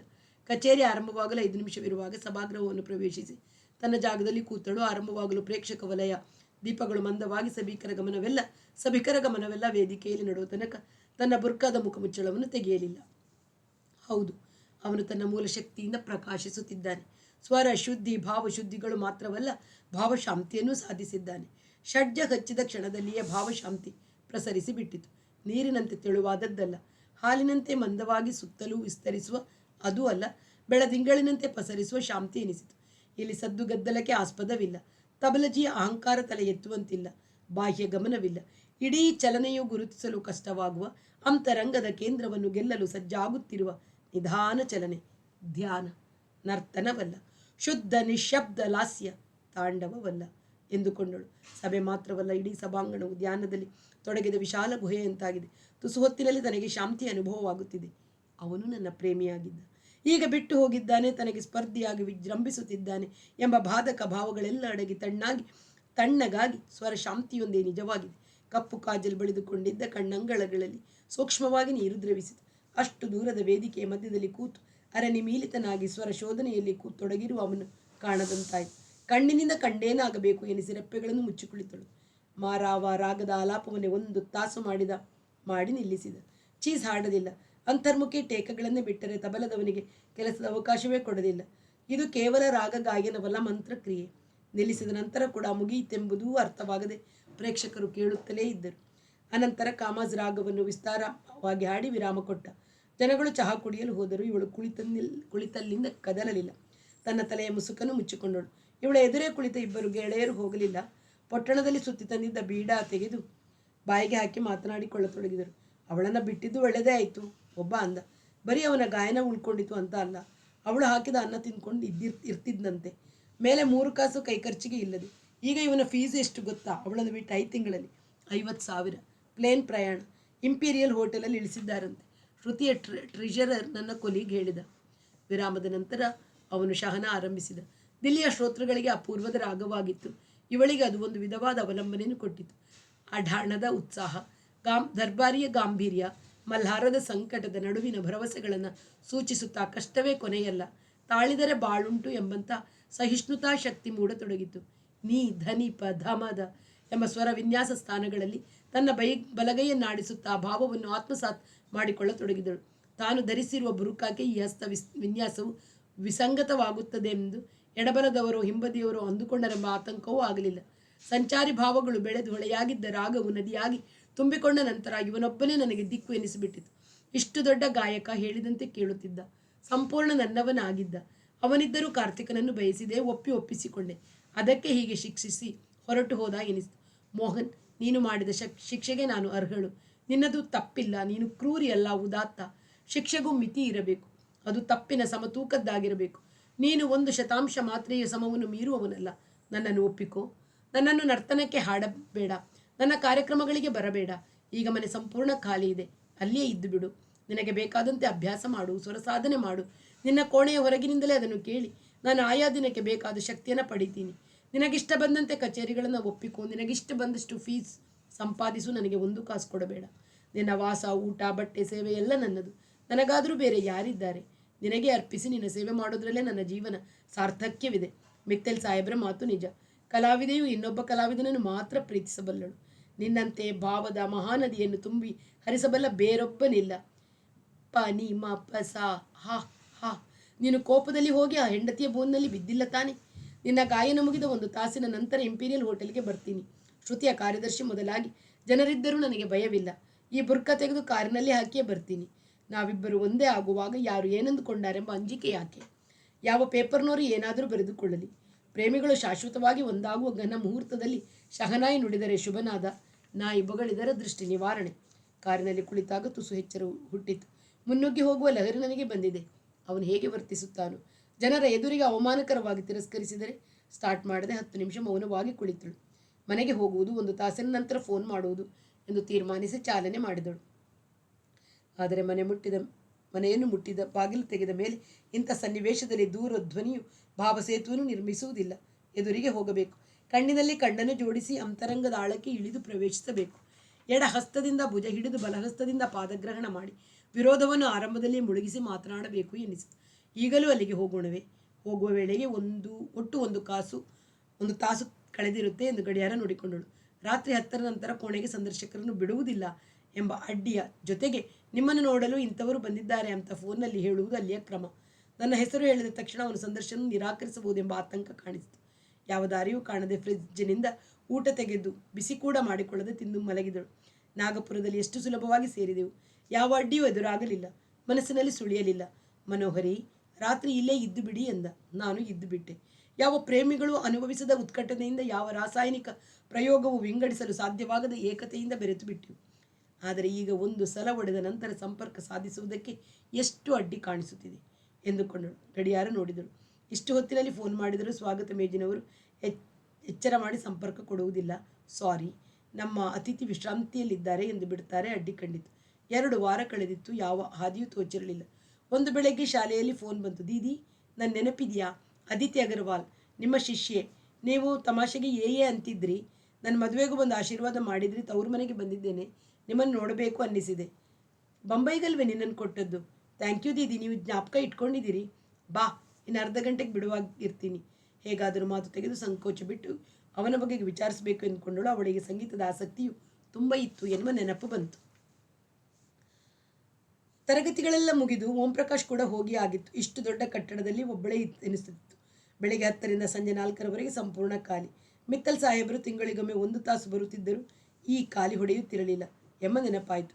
ಮೋಹನ್ನಂತೂ ಇಲ್ಲಿ 1 ತಿಂಗಳು ಪೂರ್ತಿ ಇರಲಿಲ್ಲ. ಕಾರ್ತಿಕ್ ಮಾತ್ರ ಇದ್ದ. ಆದರೂ ಇದು ಮಿತ್ತಲ್ ಸಾಹೇಬರದು ಎಂಬ ಭಾವನೆ ನನ್ನ ಮನಸ್ಸಿಂದ ಹೋಗಿಲ್ಲ ಎಂದುಕೊಂಡಳು. ಆ ಮನೆಯನ್ನು ಬಾಡಿಗೆಗೆ ಕೊಟ್ಟು ನಾನು ಇಲ್ಲೇ ಇದ್ದು ಬಿಟ್ಟರೆ ಹೇಗೆ ಎಂಬ ವಿಚಾರ ಹುಟ್ಟಿತು. ತಿಂಗಳಿಗೆ 8-10 ಸಾವಿರವಾದರೂ ಬರುತ್ತೆ. ವಿದ್ಯುತ್ ಖರ್ಚು ಉಳಿಯುತ್ತೆ. ಪೆಟ್ರೋಲ್ ಖರ್ಚು ಕಮ್ಮಿ ಆಗುತ್ತೆ. ಇಲ್ಲಿ ಇಡೀ ಮೇಲ್ಭಾಗದಲ್ಲಿ ಖಾಲಿ ಇದೆ ಎಂದುಕೊಳ್ಳುವಾಗ ವಿವೇಕ ಎನ್ನಿಸಿತು. ಬಾಗಿಲು ತೆರೆದ ತಕ್ಷಣ ಅದಿತಿಯ ಮದುವೆಯಾಗಿ 6 ವರ್ಷವಾಯಿತಲ್ವೇ? ಬಾಗಿ ಪಾದಸ್ಪರ್ಶ ಮಾಡುವಾಗಲೇ ರವಿಕೆಯಿಂದ ಇಣುಕುವ ಪಕ್ಕೆಲ್ಗಳ ನಸುಬೊಜ್ಜು. ಡ್ಯಾನ್ಸ್ ಅಭ್ಯಾಸ ಬಿಟ್ಬಿಟ್ಟಿದೆಯಾ? ನೀವು ಬೈತೀರಿ ಅಂತ ನನಗನ್ನಿಸ್ತು. ನಿಮಗೆ 1 ಔನ್ಸ್ ಕೂಡ ತೂಕ ಏರಿಲ್ಲ.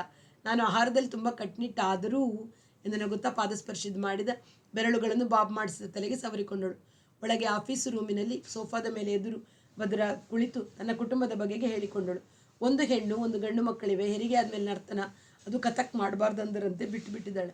ಯಾರು ಹಾಗಂದರು? ನೆಂಟ್ರಿಸ್ಟ್ರೆಲ್ಲ ಹಾಗಂತಾರೆ. ಅವರಿಗೇನು ಗೊತ್ತು ನರ್ತನದ ವಿಷಯ? ಮಾಡ್ತಾ ಇದ್ದವರು ನಿಲ್ಲಿಸಿಬಿಟ್ರೆ ತೂಕ ಏರೋದು ಇರುತ್ತೆಯೇ? ದೀದಿ, ನಿಜ ಅಂದರೆ ನನಗೆ ಸಂಗೀತದಲ್ಲಿ ಹೆಚ್ಚು ಆಸಕ್ತಿ ಬೆಳೆದಿದೆ. ಮುಂಬೈಯಲ್ಲಿ ಎಲ್ಲಿ ಕಚೇರಿ ಆದರೂ ಹೋಗ್ತೀನಿ. ಮಹಾರಾಷ್ಟ್ರೀಯರಲ್ಲಿ ಡ್ಯಾನ್ಸ್ಗಿಂತ ಸಂಗೀತದ ವಾತಾವರಣ ಹೆಚ್ಚು. ಇತ್ತೀಚೆಗೆ ಕಲಿಯೋಕ್ಕೆ ಅಂತ ವಾರಕ್ಕೆ 2 ಬಾರಿ ಪಾಠಕ್ಕೆ ಹೋಗ್ತಿದ್ದೀನಿ. ಪಂಡಿತ್ ಮೋಹನ್ಲಾಲ್ ಜಿಯವರನ್ನೇ ಹೋಗಿ ಕೇಳಿದೆ ಎಂದವಳು ಏನೋ ಎಚ್ಚರವಾಗಿ ತಕ್ಷಣ ಸುಮ್ಮನಾದಳು. ಮಾತನ್ನು ದಿಕ್ಕಿಗೆ ಬೇರೆ ಕಡೆ ತಿರುಗಿಸಲು ಪ್ರಯತ್ನಿಸಿದಳಾದರೂ ಹೊಳೆಯದೆ ತಡವರಿಸತೊಡಗಿದಳು. ಒಪ್ಪಿಕೊಂಡರೆ? ಇವಳು ಕೇಳಿದ ಮೇಲೆ ನಾನೆಷ್ಟು ದಡ್ಡಿ ಅಂತ ನನಗೆ ಗೊತ್ತಿರಲಿಲ್ಲ. ಹಾಡು ನೋಡೋಣ ಅಂದರು. ಮದುವೆಗೆ ಮೊದಲು ಕಲಿತದ್ದು ಅಭ್ಯಾಸ ತಪ್ಪಿತ್ತು. ಅವರೇ ಹೇಳಿದರು, ನೋಡಿ, ನಾವು ಕಾರ್ಯಕ್ರಮ ಕೊಡೋಕೆ ಅಂತ ಸದಾ ಪ್ರವಾಸ ಮಾಡ್ತಿರೋರು. ಒಂದು ಮಟ್ಟದ ತರಬೇತಿ ಆದಮೇಲೆ ನಮ್ಮ ಹತ್ತಿರ ಬಂದರೆ ಬಿಡುವಿದ್ದಾಗ ಪಾಠ ಮಾಡ್ತೀವಿ. ಅದಕ್ಕೆ ಮೊದಲು ಯಾರಾದರೂ ಸರಿಯಾದ ಮೇಸ್ಟ್ರಿಂದ ತಯಾರಾಗಿ ಬನ್ನಿ. ಎಲ್ಲಿ ವಾಸವಾಗಿದ್ದಾರೆ? ಹೆಂಡತಿಯು ಪಾಠ ಹೇಳ್ತಾರಲ್ವೇ? ತನಗೆ ಬೇಕಾದ ಪ್ರಶ್ನೆ ಕೇಳಲು ಇವಳಿಗೆ ಅವಕಾಶ ಸಿಕ್ಕಿತು. ಹೆಂಡತಿಯ ವಿಷಯ ಗೊತ್ತಿಲ್ಲ. ಅವರು ಆಕೆ ಜೊತೆ ಇಲ್ಲ. ಕಾರ್ನಲ್ಲಿ ಒಂದು ಸಣ್ಣ ಬಾಡಿಗೆ ಫ್ಲ್ಯಾಟ್ನಲ್ಲಿ ಇದ್ದಾರೆ. ಇತ್ತೀಚೆಗೆ ಅಲ್ಲಿಗೆ ಬಂದದ್ದು. ಅದು ಸಿಕ್ಕೋ ತನಕ ದೇವಲಾಲಿಯ ಹತ್ತಿರ ಒಂದು ಜಮೀನ್ದಾರರ ತೋಟದ ಮನೆಯಲ್ಲಿ ಇದ್ದರಂತೆ. ಅವನು ಹಣ ಕಳಿಸಿದ್ದು ದೇವಲಾಲಿ ಮಾರ್ಗದಿಂದ ಎಂಬ ವಿಳಸದಿಂದ ನೆನಪಾಯಿತು. ಮನಸ್ಸು ಹಗುರವಾಯಿತು. ಇಲ್ಲಿಂದ ಹೋದವನು ಹೆಂಡತಿಯ ತೋಳಿಗೆ ಬೀಳಲಿಲ್ಲ. ಸ್ವತಂತ್ರವಾಗಿದ್ದಾನೆ. ಭರವಸೆ ಮಿನುಗಿತು. ಇವಳನ್ನೇ ಕೇಳಿದರೆ ಅವನ ವಿಳಾಸ ಸಿಕ್ಕಬಹುದು, ಫೋನ್ ನಂಬರ್ ಕೂಡ ಸಿಕ್ಕಬಹುದು ಎಂಬ ದಾರಿ ಕಂಡಿತು. ಹತ್ತಿರ ಇಲ್ಲದಿದ್ದರೂ ಬೊಂಬಾಯಿಗೆ ಹಿಂದಿರುಗಿದ ಮೇಲೆ ತಿಳಿದು ಬರೆ ಅಥವಾ ಫೋನ್ ಮಾಡು ಎನ್ನುವ ಆಲೋಚನೆ ಹುಟ್ಟಿತು. ಆದರೆ ಅವನ ಸಂಗತಿ ಇವಳಿಗೂ ತಿಳಿದಿದೆ. ಕೇಳಿದರೆ ಇಲ್ಲದ ಕುತೂಹಲ ಹುಟ್ಟಿಸಿದಂತಾಗುತ್ತದೆ. ಬೇಡ, ವಿಳಾಸ ಪಡೆಯಲು 101 ದಾರಿ ಇವೆ ಎಂದುಕೊಂಡಳು. ಅದಿತಿ ಹೋದ ಮೇಲೆ ಮನೆಯನ್ನು ಬಾಡಿಗೆಗೆ ಕೊಟ್ಟು ವಾಸವನ್ನು ಶಾಲೆಗೆ ಬದಲಿಸುವ ವಿಚಾರ ಮತ್ತೊಮ್ಮೆ ಬಂತು. ಆದರೆ ತಕ್ಷಣ ಅದನ್ನು ತುಳಿದು ಹಾಕಿದಳು. ಮೋಹನ್ನನ್ನು ಮತ್ತೆಗೆ ದಿಲ್ಲಿಗೆ ಕರೆತರುವುದು ಸುಲಭವೆಂದು ಅಂತರಂಗವು ಹೇಳತೊಡಗಿತು. ಗಂಡ ಹೆಂಡರಲ್ಲೇ ಜಗಳ ಆಗೋಲ್ವೇ? ಒಬ್ಬರಿಗೊಬ್ಬರು ಕೈ ಕೆತ್ತಿ ಹೊಡೆಯೋಲ್ವೆ, ಹೊಡೆದಾಡಿದವರು ಮತ್ತೆ ಒಂದಾಗೊಲ್ವೆ, ನಾನೇ ಹೋಗ್ತೀನಿ ಅವನ ಕಾಲು ಹಿಡಿದು ನಿನ್ನನ್ನು ಕರೆತರೋಕೆ ಅಂತ ಗುರೂಜಿಯನ್ನು ಅವ್ರ ಮನೆಗೆ ಕಳಿಸಿದ್ದೀನಿ. ಮುಂಬೈಗಿಂತ ದೆಲ್ಲಿಯವೇ ಒಳ್ಳೆಯದು. ಇಡೀ ಉತ್ತರ ಭಾರತಕ್ಕೆ, ಕಲ್ಕತ್ತೆಗೆ, ಪಂಜಾಬ್, ಹರಿಯಾಣ, ರಾಜಸ್ಥಾನಗಳಲ್ಲೆಲ್ಲ ಹತ್ತಿರ, ರಾಷ್ಟ್ರದ ರಾಜಧಾನಿ. ಅಲ್ಲಿಗೆ ಬಾ, ನಾನಿನ್ನು ಸೇವೆ ಮಾಡ್ತೀನಿ, ನಾನಿದ್ದೀನಿ, ನನ್ನ ನರ್ತನಕ್ಕೆ ನೀನು ಹಾಡಬೇಡ, ನಿನ್ನ ಗಾಯನವನ್ನು ನಾನು ಆರಾಧಿಸ್ತೀನಿ ಅಂತ ಹೇಳಿದ್ರೆ ಯಾಕೆ ಬರೋಲ್ಲ ತನಗೆ ತಾನೇ ಎಂದು ತನಗೆ ತಾನೇ ಖಚಿತ ಮಾಡಿಕೊಂಡಳು. ಗುರೂಜಿ ಹೋದ ಮೇಲೆ ಅವಳಿಗೆ ಅವರ ಭಾರ ಇಳಿದಂತೆ ಆಯಿತು. ಜೊತೆಗೆ ಒಂದು ವಿಧವಾದ ಉತ್ಸಾಹಹೀನತೆ. ಊಟ ತಿಂಡಿಗಳಲ್ಲಿ ಕ್ರಮವಾಗಿರುವ ಅಗತ್ಯ ಕಾಣದಂತಾಯಿತು. ಅವರಿಗಾಗಿ, ಅವರ ವಯಸ್ಸಿಗಾಗಿ ಊಟೋಪಚಾರಗಳ ನಿಯಮತೆ ಇತ್ತು. ಈಗ ಅಡಿಗೆಯವಳಿಗೆ ಸಂಬಳ ಕೊಡುತ್ತಿರುವ ಭಾರವಾಗಿ ನಿಯಮಿತತೆಯನ್ನು ಪರಿಪಾಲಿಸಬೇಕಾಯಿತು. ಪ್ರತಿದಿನ ಎದ್ದು ಯೋಗಾಸನ ಮಾಡುವುದಕ್ಕೂ ಪಾಲು ಮಾರಿಕೆ. ಯಂತ್ರದಂತೆ ದುಡಿಯುವುದರಿಂದ ಸಾಧಿಸುವುದೇನೆಂಬ ಆಲಸ್ಯ. ಮಿತ್ತಲ್ ಸಾಹೇಬರು ಹೋದ ಮೇಲಂತೂ ಗುರಿಹೀನತೆ ಹೆಚ್ಚು ವ್ಯಾಪಕವಾಯಿತು. ಕಾರ್ತಿಕ್ ಕಳಿಸಿಕೊಂಡ ನಂತರ ಹೊಸ ರಚನೆಯೂ ಇಲ್ಲವಾಗಿ ಕೈಗೆ ಬಂದಿದ್ದ ಕಾರ್ಯಕ್ರಮಗಳ ಆಮಂತ್ರಣಗಳನ್ನೇ ಬಿಡಬೇಕಾಯಿತು. ತಾನು ಕುಣಿದು ಅಭ್ಯಾಸವನ್ನು ಕೈಯಲ್ಲಿಟ್ಟುಕೊಳ್ಳಬೇಕೆಂಬ ಲವಲಿಕೆ ಹೋಗಿ ತನ್ನ ಶರೀರದ ಹಗರು ಕಡಿಮೆಯಾಗುತ್ತಿದೆ ಎಂದು ಅನಿಸತೊಡಗಿತು. ಆದರೆ ಮೋಹನ್ನ ಕಚೇರಿ ಕೇಳಿಬಂದ ನಂತರ ಇದ್ದಕ್ಕಿದ್ದಂತೆಯೇ ಜಾಗ್ರತೆ ಉಂಟಾಯಿತು. ಶುದ್ಧ ರಾಗ ಗಾಯನವನ್ನು, ಅದರ ಸಾಧನೆಯನ್ನು ಸಂಪೂರ್ಣವಾಗಿ ಬಿಟ್ಟಿದ್ದ ಅವನೇ ಇಷ್ಟು ಶಕ್ತಿಯುತವಾಗಿ ಇದ್ದಾನೆಂಬ ಸ್ಪರ್ಧಾ ಭಾವವಲ್ಲ, ಅವನ ಸಂಗೀತವು ತನಗೆ ಪ್ರೇರಣಾಶಕ್ತಿ ಎಂಬ ಭಾವನೆ ಉಂಟಾಯಿತು. ಅವನ ಗಾಯನದಲ್ಲಿ ಸಾಧಿಸಿಕೊಂಡ ಶಾಂತಿ ಪರಿಣತಿಗಳನ್ನು ನಾನು ನರ್ತನದಲ್ಲಿ ಮತ್ತೆ ಸಂಪಾದಿಸಿಕೊಳ್ಳಬೇಕು. ಅವನು ನಾದದ ಅಂತರ್ಮುಖತೆಯಲ್ಲಿ ಪಡೆಯುವ ತನ್ಮಯತೆಯನ್ನು ನಾನು ತತ್ಕಾರದಲ್ಲಿ ಪಡೆಯಬೇಕು ಅನಿಸ್ತು. ಒಂದು ಬೆಳಿಗ್ಗೆ ಎದ್ದು ಬೇಗ ಯೋಗಾಸನ ಮಾಡತೊಡಗಿದಳು. ಶರೀರದಲ್ಲಿ ಅಷ್ಟರಲ್ಲಿ ಆಗಲೇ ಬಿಡಿದಿದ್ದ ಜಡತೆಯು ವಿರೋಧಿಸಿತು. ಎಲ್ಲ ಇದ್ರಾ ಎಂಬ ಸವಾಲೆಂಬಂತೆ ಭಾವಿಸಿ 20 ನಿಧಾನಗತಿಯ ಸೂರ್ಯ ನಮಸ್ಕಾರ ಹಾಕಿದಳು. ಇನ್ನು 3 ದಿನದಲ್ಲಿ ಕ್ಲಿಷ್ಟವಾದ ಆಸನಗಳನ್ನೆಲ್ಲ ಹಾಕುವುದೆಂದು ನಿಶ್ಚಯ ಮಾಡಿಕೊಂಡಳು. ತಿರುಗಿ ನಿಲುವುಗನ್ನಡಿಯಲ್ಲಿ ತನ್ನ ಶರೀರದ ಮಗ್ಗುಲುಗಳನ್ನೆಲ್ಲ ನೋಡಿಕೊಂಡಾಗ ಎಚ್ಚರ ತಪ್ಪಿದರೆ ಎಷ್ಟು ಬೇಗ ಚೈತನ್ಯ ವಾಹಕತೆಯನ್ನು ಕಳ್ಕೊಂಡು ಜಡವಾಗಿಬಿಡುತ್ತೆ ಎಂದು ಆಶ್ಚರ್ಯವಾಯಿತು. ಇವತ್ತೇ ಜಯಸ್ವಾಲಿನಿಗೆ ಹೇಳಿ ಕಳಿಸ್ತೀನಿ, ಪ್ರತಿ ಸಂಜೆ 1 ತಾಸಾದರೂ ತಬಲಾದ ಜೊತೆ ಕುಣಿಯದಿದ್ದರೆ ಈ ಶರೀರ ಹೀಗೆ ನಿಷ್ಪ್ರಯೋಜಕವಾಗುತ್ತೆ ಎಂದುಕೊಂಡಳು. ತನ್ನಂತೆ ಶರೀರವನ್ನು ಚುರುಕಾಗಿಟ್ಟುಕೊಳ್ಳುವ ಸಂಪೂರ್ಣ ಅಗತ್ಯ ಗಾಯಕನಿಗಿಲ್ಲ. ಮೋಹನ್ ಇಲ್ಲಿಗೆ ಬಂದ ಹೊಸತರಲ್ಲಿ ಒಂದಿಷ್ಟು ಪ್ರಾಣಾಯಾಮ ಮಾಡ್ತಿದ್ದ. ಆಸನಗಳನ್ನು ಹಾಕ್ತಿರ್ಲಿಲ್ಲ ಎಂದು ನೆನಪಾಯಿತು. ಅವನ ವಿಳಾಸ ಸಿಕ್ಕಿತು. ಶ್ರುತಿಯ ಕಾರ್ಯದರ್ಶಿನಿಗೆ ಫೋನ್ ಮಾಡಿದರು. ತಾನು ಟ್ರಾನ್ಸ್ಪೋರ್ಟ್ ಅಸೋಸಿಯೇಷನ್ದ ಕಾರ್ಯದರ್ಶಿನಿ ಎಂದು ಪರಿಚಯ ಹೇಳಿ ವಾರ್ಷಿಕೋತ್ಸವ ಪಂಡಿತ್ ಮೋಹನ್ಲಾಲ್ಜಿಯನ್ನು ಕರೆಸುವ ವಿಚಾರವಿದೆ. ಅವಳ ವಿಳಾಸ, ಫೋನ್ ನಂಬರ್ ಕೊಡಿ ಎಂದು ದಯವಿಟ್ಟು ಎಂದಳು. ಸಿಕ್ಕಿಯೇ ಬಿಟ್ಟಿತ್ತು. ಫೋನ್ ಬೇಡ, ಕಾಗದ ಬರೆಯುವ ಒಂದು ಆಲೋಚನೆ ಬಂತು. ಏನೆಂದು ಬರೆಯುವುದು, ಹೇಗೆ ಬರೆಯುವುದು ಹೊಳೆಯಲಿಲ್ಲ. ಅಪೂರ್ವಕ್ಕೊಮ್ಮೆ ಪತ್ರಿಕೆಗಳ ವಿಶೇಷ ಸಂಚಿಕೆಯಲ್ಲಿ ಬರುವ ಕತೆ, ಕಿರು ಕಾದಂಬರಿಗಳನ್ನು ಓದಿದ ಪ್ರೇಮಪತ್ರಗಳ ನೆನಪಾಯಿತು. ನಾನು ಬರೆಯಬೇಕಾದ್ದು ಪ್ರೇಮಪತ್ರವನ್ನಲ್ಲ, ಪ್ರಿಯಕರನನ್ನು ಸಮಾಧಾನಪಡಿಸುವ ಪತ್ರ ಎಂದು ಅರಿವಾಯಿತು. ಮರುದಿನ ತೋಚದೆ ಒದ್ದಾಡಿದ ನಂತರ ಇದ್ದಕ್ಕಿದ್ದಂತೆ ಬರೆಯುವ ದಾರಿ ಕಾಣಿಸಿತು. ಪೆನ್ನು ತೆಗೆದು ಕುಳಿತಳು. ತಾನೇ ಬರೆಸಿಕೊಂಡು ಹೋಯಿತು. ಕೋಪವನ್ನು ಗೆದ್ದವರು ಯಾರೂ ಇಲ್ಲ. ಋಷಿಮುನಿಗಳನ್ನೇ ಅದು ಜಾರಿ ಬೀಳಿಸುತ್ತಿತ್ತು. ನಾನು ಕೋಪದಲ್ಲಿ ನಿನಗೆ ಪ್ರತಿಯಾಗಿ ಹೊಡೆದು ನೂಕಿದ್ದಕ್ಕೆ ಪಶ್ಚಾತ್ತಾಪದ ಬೆಂಕಿಲಿ ಬೆಂದಿದ್ದೇನೆ. ಪ್ರತಿದಿನ ಬೇಯುತ್ತಿದ್ದೇನೆ. ನನ್ನನ್ನು ಕ್ಷಮಿಸಿದ್ದೇನೆಂದು ನೀನು ಒಂದು ಫೋನ್ ಮಾಡುವುದನ್ನು ಕಾಯುತ್ತಿದ್ದೇನೆ ಎಂದು ಒಂದು ಕಾಗದ ಬರೆದಳು. ಅಂಚೆಗೆ ಹಾಕಲು ಭಯವಾಯಿತು. ಹಾಗೆಯೇ ಇಟ್ಟುಕೊಂಡಳು. ಶ್ರುತಿಯ, ನಿನ್ನ ಗಾಯನಕ್ಕೆ ನಾನು ಬಂದಿದ್ದೆ. ಮುಂದಿನ ಸಾಲಿನಲ್ಲಿ ಕೂತಿದ್ದರೂ ನಿನಗೆ ಗುರುತು ಸಿಗದಂತೆ ಬುರ್ಕಾ ವೇಷಧಾರಿಯಾಗಿದ್ದೆ. ಕೆಟ್ಟ ಪತ್ರಿಕೆಯವರಿಂದ ನಿನಗಾಗಲಿ ನನಗಾಗಲಿ ಕುಹುಕವಾಗಬಾರದೆಂಬ ಎಚ್ಚರ ವಹಿಸಿದ್ದೆ. ನೀನೇ ನನಗೆ ಗುರು, ನಿನ್ನ ಗಾಯನವೇ ನನ್ನ ನರ್ತನದ ಸ್ಫೂರ್ತಿ ಸ್ಥಾನ ಎಂದು ವರ್ಣಿಸಿದ ನಂತರ ಇಲ್ಲಿಗೆ ಬಂದು ಬಿಡು. ಗುರುಜಿಯ ಮಗಳ ಮನೆಗೆ ಹೊರಟು ಹೋದರು. ಮಿತ್ತಲ್ ಸಾಹೇಬರು ವಿದಾಯ ಹೇಳಿದರು. ಮನೆಯಲ್ಲಿ ಇರು, ನೀನು ಸಾಧನೆ ಮಾಡಿಕೊಂಡಿರುವುದನ್ನು ಕೋಣೆ ಹೊರಗಿಂದ ಕೇಳಿದರೆ ಸಾಕು, ನನಗೆ ಸ್ಫೂರ್ತಿ ಬರುತ್ತೆ. ನನ್ನ ನರ್ತನಕ್ಕೆ ನೀನು ಹಾಡಬೇಡ, ಹಾಡೆಂದು ಒಂದು ದಿನವೂ ನಾನು ಹೇಳುವುದಿಲ್ಲ ಎಂದು ಇನ್ನೊಂದು ದೀರ್ಘ ಪತ್ರವನ್ನು 1 ವಾರದ ನಂತರ ಬರೆದಳು. ಮೊದಲನೆಯದನ್ನು ಅಂಚೆಗೆ ಹಾಕಿಲ್ಲವೆಂದು ಹಾಕದ ಮೇಲೆ ಬರೆದೇನು ಪ್ರಯೋಜನ ಎಂದು ತನ್ನನ್ನು ತಾನು ಹಿಡಿದುಕೊಂಡು ಧೈರ್ಯ ಮಾಡಿ 2ನ್ನೂ ಒಟ್ಟಿಗೆ ಸೇರಿಸಿ ತಾನೇ ಅಂಚೆ ಕಚೇರಿಗೆ ಹೋಗಿ ತೂಕ ಮಾಡಿ ಸ್ಟ್ಯಾಂಪ್ ಹಚ್ಚಿದಳು. ನಾಳೆ ಅವನಿಗೆ ತಲುಪುತ್ತೆ. ಓದಿದ ತಕ್ಷಣ ಫೋನ್ ಮಾಡ್ತಾನೆ ಎಂಬ ಭರವಸೆಯಿಂದ ಮರುದಿನವೆಲ್ಲ ಫೋನಿನ ಹತ್ತಿರವೇ ಇದ್ದಳು. ಅದು ಬರಲಿಲ್ಲ. ಅಂಚೆಯಿಂದ ವಿಳಂಬವಾಗಿರಬಹುದು, ಅವನು ಊರಿನಲ್ಲಿ ಇಲ್ಲದಿರಬಹುದು, ಕಾರ್ಯಕ್ರಮಗಳ ಮೇಲೆ ಕಾರ್ಯಕ್ರಮಗಳು ಒದಗಿವೆ ಎಂಬ ವಿವರಣೆಯನ್ನು ತಾನೇ ಸೃಷ್ಟಿಸಿಕೊಂಡಳು. 1 ದಿನ, 2 ದಿನ, 1 ವಾರ ಕಾಯ್ದಳು. ಒಂದೊಂದು ಸಲ ಅಂಚೆಯವರು ಎಲ್ಲಿಯದೋ ಕಾಗದವನ್ನು ಎಲ್ಲಿಗೋ ಕಳಿಸಿ ಅರೆ ತಪ್ಪಿಸಿ ಅಲಿಸುತ್ತಾರೆಂಬ ವಿವರಣೆ ಹುಟ್ಟಿತು. ಅವನು ಮಾಡಿದಂತೆ ತಾನೂ ಒಂದು ಕಲ್ಪಿತ ಸಂಗೀತ ಸಭೆಯ ವಿಳಾಸ ಕೊಟ್ಟು ರಿಜಿಸ್ಟರ್ ಮಾಡಬೇಕಿತ್ತು ಎಂದು ಪೂರ್ವಾನ್ವಯ ಮಾಡಿಕೊಂಡಳು. ತಾನೊಂದು ಕಾಗದ ಬರೆದಿದ್ದೆ, ತಲುಪಿಲ್ಲವೇ ಎಂದು ಫೋನ್ ಮಾಡುವ ವಿಚಾರ ಬಂತು. ಉತ್ತರಿಸಕೂಡದೆಂದು ಅವನು ತೀರ್ಮಾನ ಮಾಡಿದ್ದರೆ ನಾನಾಗಿ ಇನ್ನೆಷ್ಟು ಕೆಳಗಿಳಿಯಬೇಕೆಂಬ ವಿರೋಧ ಹುಟ್ಟತೊಡಗಿತು. ಕ್ರಮೇಣ ಅವನ ಮೇಲೆ ಉದಾಸೀನ ಬೆಳೆಸಿಕೊಂಡಳು. ಮೊದಲು ಹೊಡೆದದು ಅವನೇ. ನಾನು ಹಿಂದಿರುಗಿಸಿದೆ ಅಷ್ಟೇ.